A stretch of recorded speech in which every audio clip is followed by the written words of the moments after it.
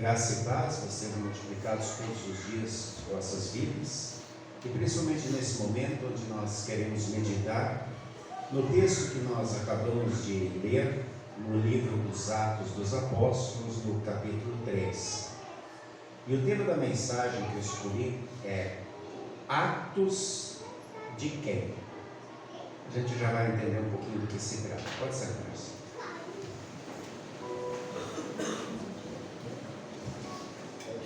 Queridos irmãos e irmãs em Cristo Jesus, um pouco antes de ser preso, Jesus avisa os discípulos que naquela noite todos o abandonariam, todos o deixariam.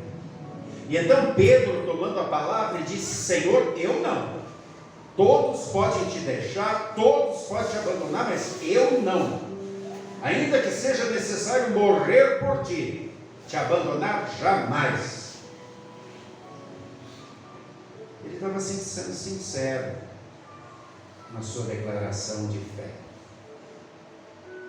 mas ele estava confiando na sua capacidade. Jesus disse: Pedro, antes de hoje à noite você vai me negar 3 vezes. Mas Pedro tinha acompanhado Jesus durante 3 anos, ele conhecia muito bem Jesus, ele amava Jesus, ele acreditava em Jesus. Jesus fez ele caminhar em cima das águas, ele viu os milagres, tantos e tantos ensinamentos. Jesus era Deus, ele sabia disso, ele disse: tu és o Cristo. Ele não deixaria Jesus, de jeito nenhum, acreditava. Menos de 12 horas depois, quando Jesus estava levando bofetada, chicotada, cuspida na cara, e Pedro entrou de soslaio lá no pátio, estava admirando, e uma empregada diz: ei, mas você também estava com ele? Eu não conheço homem. Aí outra pessoa diz: ué, mas tu fala igual a ele, toda vez eu já, não, o que é isso? Estou confundindo. Aí outra pessoa diz: não, tu estava com ele sim. E ele começa a xingar e falar que nunca viu, não sabia quem era Jesus, o medo toma conta, ele treme, e o galo canta. Ele olha, Jesus está olhando para ele de longe, e as pernas tremem, e ele desesperadamente chora e sai correndo, arrasado. Faltam forças. E quantas vezes é assim quando a gente confia na nossa própria força? A gente acha que consegue, a gente acha que pode e não tem problema. Quem de vocês já numa noite escura, caminhando na rua, e de repente veio um vento e viu aquelas folhas balançar, e viu um barulho e já parece que toda a força, toda a inteligência, toda a perspicácia, tudo aquilo que a gente tem, a gente acha que é um bandido querendo assaltar, está ali escondido, não é assim? O que faz o medo, né? O que faz o medo?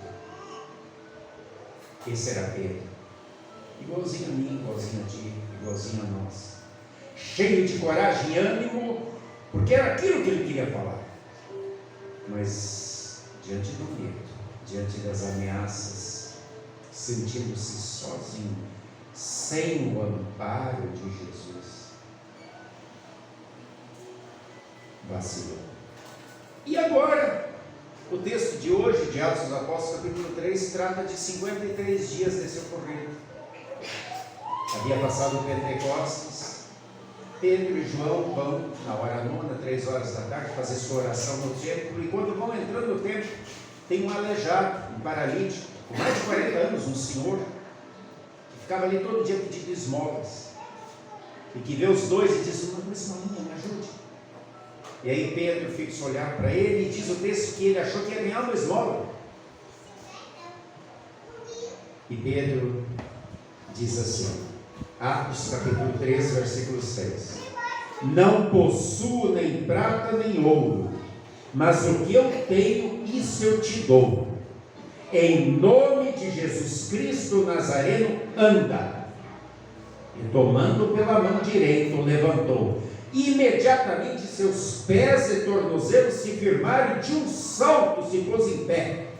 Passando a andar com eles e saltitando entrou no templo, louvando a Deus. Olha só, imagine a cena, um homem que nunca andou, os tornozelos, os pés fazendo assim, não tinha força, mais de 40 anos.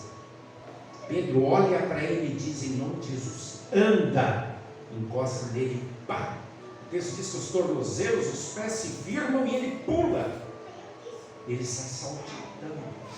O que Pedro deu para ele? O que Pedro deu para ele?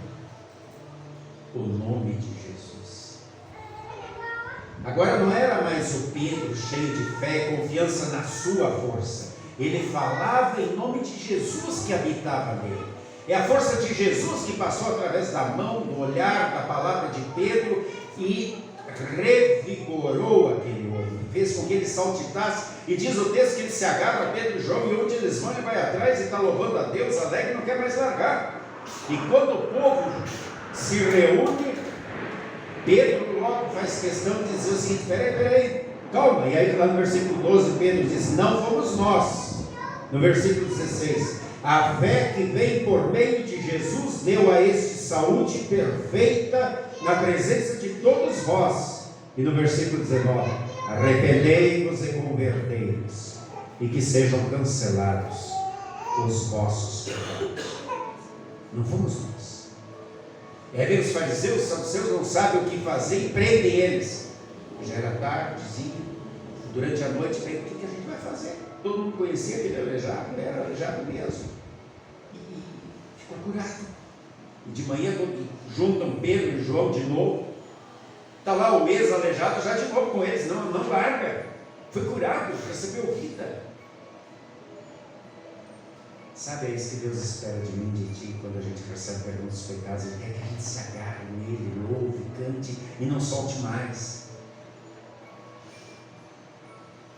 Ele fica tão triste quando ele não vira a nossa prioridade. Mas ele está lá. E os fariseus, os saduceus mandam eles calar a boca e eles dizem assim, como é que é? Como é que é? Julguem vocês mesmos. É mais importante obedecer vocês ou a Deus? Nós não vamos deixar de falar das coisas que vimos e ouvimos. Agora é outro Pedro, não é mais aquele que está sozinho, ele tem Jesus, ele fala, ele atua, porque o poder da fé está com ele. Lá no texto do Evangelho que acabamos de ler, Lucas 24, 36, quando Jesus aparece e no meio dos discípulos diz, paz seja convosco, Jesus diz assim, vós sois testemunhas dessas coisas, que em nome de Jesus se prega arrependimento para a remissão dos pecados. E aí Jesus diz, permanecei na cidade, até que do alto sejais revestidos de poder. E foi isso que aconteceu no dia do Pentecostes. Não eram eles.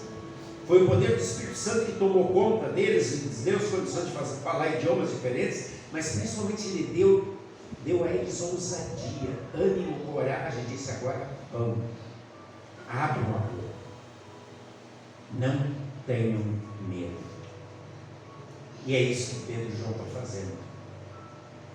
Interessante que quando a gente começa a ler o livro de Atos, para Atos dos Apóstolos, quem escreve esse livro é Lucas. Lucas começa dizendo, Teófilo, que é um amigo dele, provavelmente um membro da alta corte, eu estou escrevendo agora esse livro, porque no primeiro, ele está se referindo ao Evangelho de Lucas, eu relatei a vida, atuação e obra de Jesus. E agora esse Jesus morreu, ressuscitou e ele continua. Ou seja, o livro de Atos não é Atos dos Apóstolos. Por isso que eu perguntei, Atos de quem? O tema da mensagem. É uma continuação de Lucas, falando dos atos, das obras de Jesus, de Deus, do Espírito Santo, através dos apóstolos, através da sua igreja. Vamos ver um pouquinho sobre isso. Veja, lá em Atos 1, 12 a 16, a primeira coisa que os discípulos fazem é o seguinte, bom, Jesus escolheu 12 porque eram 12 tribos, e agora Judas se enforcou, está faltando um, nós precisamos de mais um. Como é que a gente faz? Atos 1, 12, 16 diz o seguinte: Tu, Senhor, que conheces os corações de todos, revela qual desses dois tu tens escolhido. E colocaram José, Barsabás e Matias, que eram dois discípulos que estavam o tempo todo junto com os outros, nos 3 anos. E é Deus que escolhe Matias, não foram eles. No episódio do Pentecostes, no capítulo 2, 1 a 21, que vem logo depois disso, diz o texto assim: todos ficaram cheios do Espírito Santo e passaram a falar em outras línguas, segundo o Espírito lhes concedia que falassem. Não era eles. O Espírito Santo lhes deu o dom de falar outros idiomas. Nunca falei japonês, de repente eu começo a falar japonês, eu não aprendi. É o Espírito Santo que deu essa capacidade. Então, atos de quem? Não é dos apóstolos, são os atos de Deus. Texto de hoje, capítulo 3, do capítulo por capítulo, a cura do paralítico. Pedro disse: em nome de Jesus o Nazareno anda, em nome de Jesus Cristo o Nazareno, a quem vós crucificastes e quem Deus ressuscitou dentre os mortos, sim, em seu nome é que este está curado perante vós. Atos de quem? Capítulo 4, 29 e 31, diz assim: todos ficaram cheios do Espírito Santo e então começaram a anunciar a palavra de Deus com coragem, ânimo, ousadia. Quem jogou eles para fora? Quem impulsionou? Quem deu coragem, ânimo, ousadia? Atos de quem? Atos 2,47. Acrescentava-lhes o Senhor dia a dia os que iam sendo salvos. Quem é que convertia? Quem é que mudava a vida das pessoas? O Senhor. Conversão perfeita. Capítulo 9, 31. Caminhando no temor do Senhor e no conforto do Espírito Santo, crescia em número a igreja. O Senhor e o Espírito Santo. Capítulo 11, 21. A mão do Senhor estava com eles e muitos crentes se convertiam ao Senhor. A mão de quem convertia? A história de Estevão, o primeiro mártir, que está lá em capítulo 6, 9 e 10. Os homens, os filósofos, os líderes discutiam com Estevão e não podiam resistir à sabedoria e ao espírito pelo qual ele falava. Quem estava inspirando ele? O Espírito Santo. Capítulo 8, 17. Recebiam o Espírito Santo, que é o dom de Deus. Qual é o presente que Deus nos dá quando a palavra é pregada? O Espírito Santo que diz assim: ei Bárbara, ei Augusto, ei Lúcio, ei Humberto, é contigo, estou falando para você. Então não é eu que decido, eu que quero. O Espírito Santo está dizendo: é para você. Para de fechar o coração, para de fechar os ouvidos. É um presente. Questão de Filipe, lá em Atos 8, 29, diz que disse o Espírito a Filipe: aproxima-se do carro. Quem mandou? E aí, depois de batizar o eunuco, depois de instruir ele, quando saíram da água, o Espírito do Senhor arrebatou Filipe, fez com que Filipe simplesmente sumisse dali, fosse levado de volta para Jerusalém. Quem é que atuou? Foi Filipe? Ou foi ele? No caso de Enéas, que era aleijado também, foi curado lá em 9:34, disse-lhe Pedro: Enéas, Jesus Cristo te cure. Atos de quem? Quem curou? Eu poderia continuar citando o livro todo. Eu quero citar só mais um versículo que trata de como vivia a igreja, toda ela. Os 120 que ali reunidos, e depois se multiplicar para 3.000, para 5.000, para 7.000, como é que eles reuniam? Lá em Atos 2,42 diz assim: perseveravam na doutrina dos apóstolos, na comunhão, no partir do pão e nas orações.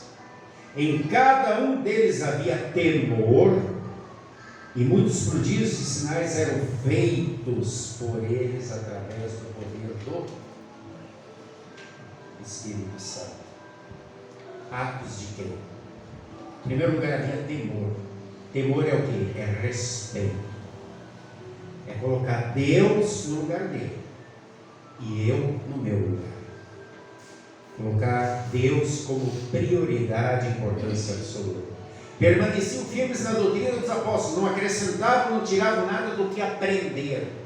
Jesus havia dito antes: examinai as Escrituras, porque é nelas que estão as palavras da vida eterna. Estamos nós examinando as Escrituras. Hoje a gente não tem mais a Bíblia só em papel. A gente tem internet no celular, mas a gente lê todo dia. O estômago, o corpo a gente alimenta. Café, almoço, janta, lanche. E a alma, a gente está alimentando? A gente está cumprindo a ordem de Jesus, examinar as Escrituras todos os dias, como eles faziam ou não? Permaneciam unidos na comunhão, ou seja, sempre reunidos em cultos por devoção. Hebreus estava preocupado depois quando disse: não deixeis de vos congregar como alguns estão fazendo. Quantas e quantas pessoas hoje não estão aqui? E não é por motivo de uma doença ou de um concurso inadiável. Não estão aqui porque estão dormindo, estão cansados ou não levam a sério. Hoje não, hoje eu vou para a feira, hoje eu vou fazer o almoço, hoje eu vou fazer unha, hoje eu vou fazer cabelo. Isso é sério, gente. Permaneciam fiéis na comunhão, em comum união com Cristo, sempre se reunindo nos cultos, os estudos não faltavam de jeito nenhum.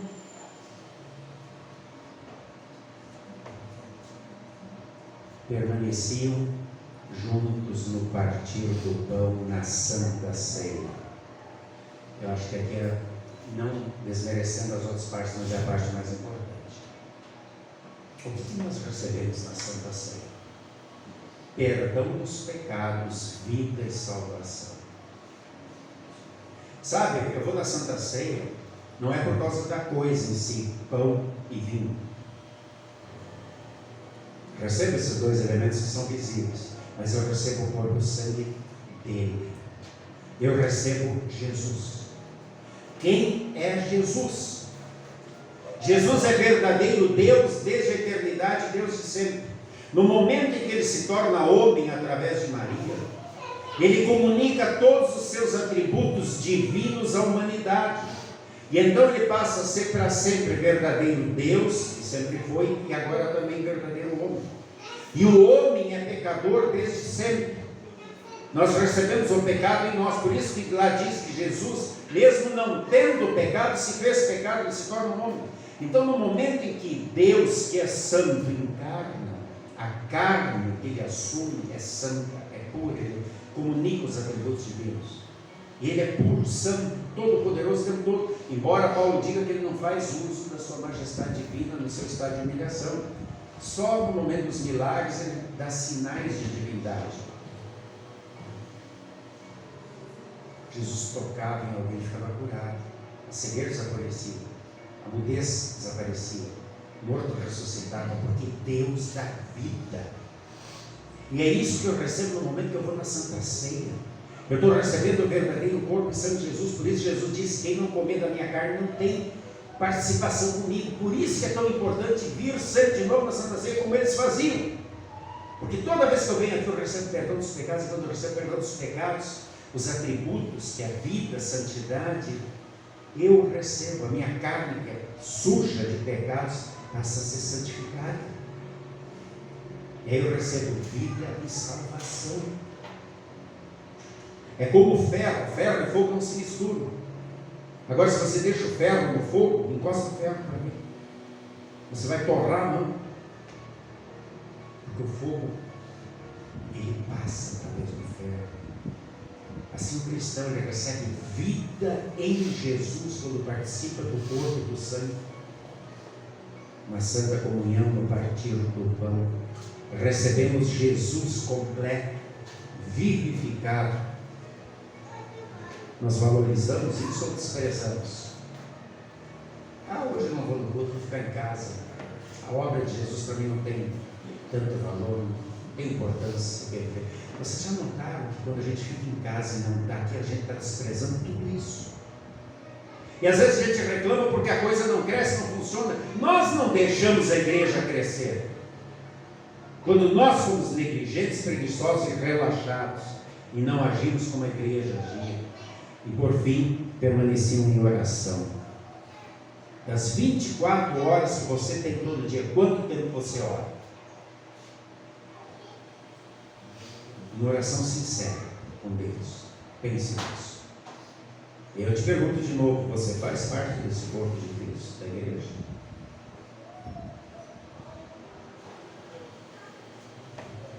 Como anda a tua vida como cristão? Agora eu gostaria que todos vocês, para finalizar a mensagem, abrissem no livro de Atos, que não é só a proposta de Deus, no capítulo 29, versículo 1. Por favor, todo mundo abre. Atos, capítulo 29, versículo 1. Isso, procure.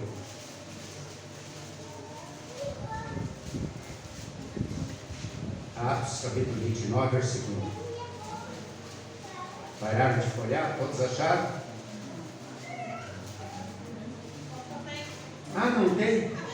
Olha só. Agora cada um deu um beliscão em si mesmo. Você está vivo? Você é cristão? Você faz parte da igreja, do corpo de Cristo? Então o capítulo 29, versículo 1 continua com você. Porque Deus disse: vocês são as minhas testemunhas e agora vão. Por nosso intermédio, o livro de Atos de Deus, que são os atos da igreja, continua sendo escrito lá no céu. E Jesus disse: não se preocupem com o que falar, apenas falem. Vivam uma vida de fé e de atitude cristã onde vocês estão.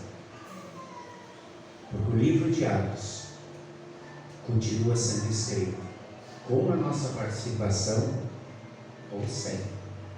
Mas quem tem a perder é quem não quer participar. Pense nisso. Jesus te chamou, Jesus te perdoou, e Jesus te deu a receita aqui no livro de Atos, capítulos anteriores, a como continuar fazendo parte desse corpo do qual Jesus é a cabeça e que se chama igreja. Que todos nós possamos levar a sério tudo isso, pois é a única coisa que realmente importa. Pense nisso, que assim seja. Amém. E a paz de Deus, que excede o entendimento humano, guarde corações e mentes até o dia em que nós vamos nos unir como igreja, face a face com Jesus na glória. Amém.